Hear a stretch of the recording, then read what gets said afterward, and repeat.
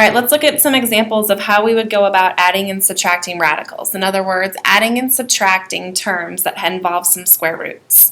The main thing you need to remember about how to do these types of problems is that you can only combine like radicals, meaning radicals that have the same number under the square root. That's called the radicand. The radicands have to match. So the way that we combine like radicals is a lot like the way we combine like terms. We simply add the numbers in front. 3 square roots of 11 plus 4 square roots of 11 gives me 7 square roots of 11. The thing of it is, most of the time, we don't see problems that have matching radicands. So let's look at an example where maybe the number under the square root isn't the same in both radicals. So let's look at maybe the square root of 75 plus the square root of 3. As these are written, these are not like radicals, meaning that they don't have the same number under the square root. So I can't combine these the way that they're written. But I do think I can simplify the square root of 75. So let's see. I know that 75 factors into 3 and 25. And 25 factors into 5 and 5. Now something I remember from the radical kingdom is that I look at the bottom of my factor tree, and every pair of twins I see, one of them comes out and the other one goes away. So I can rewrite the square root of 75 as, well, that 5 will come out, and what stays underneath the square root are those numbers that didn't have twins. So 3 will stay underneath the square root. Now, I can recopy this plus, and the square root of 3 is already simplified. So now I have like radicals.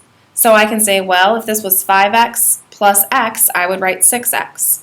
So now I can write 5 square root of 3 plus 1 square root of 3 gives me 5 plus 1 is 6 square roots of 3.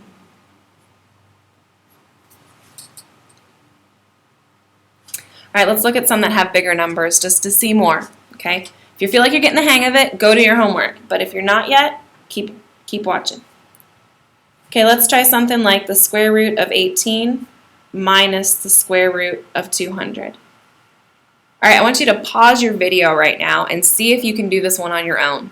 And then you can hit play again and compare and see if you got the same thing that I did. All right, as these are written, they're not like radicals, so I need to see if I can simplify them. I know that 18 will split up into, well, it'll go, looks like 6 and 3. And 6 will split up into, will factor into 2 and 3. So I see I've got some twins here. 3 and 3 are my twins.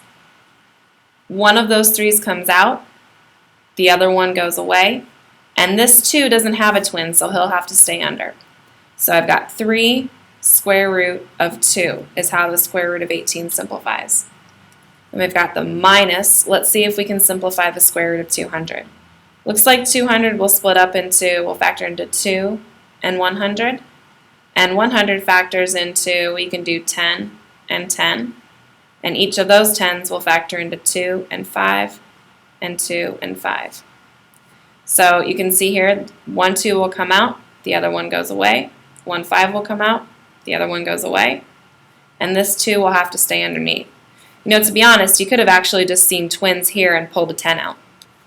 Or you can see you can pull out 2 times 5 gives me 10 square root of 2. Now that I have like radicals, the number underneath the square root matches, I can just combine these exactly how I would combine like terms. 3x minus 10x would give me negative 7x. So 3 root 2 minus 10 root 2 gives me negative 7 root 2.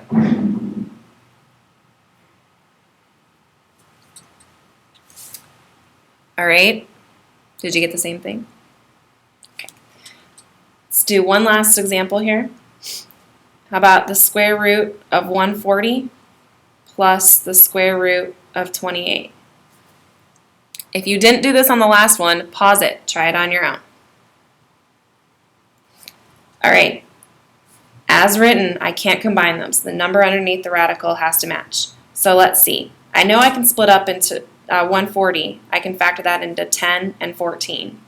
And I know that 10 factors into 2 and 5, and 14 factors into 2 and 7. So it looks like I see twins here, 2 and 2. One of the 2's will come out, the other one goes away.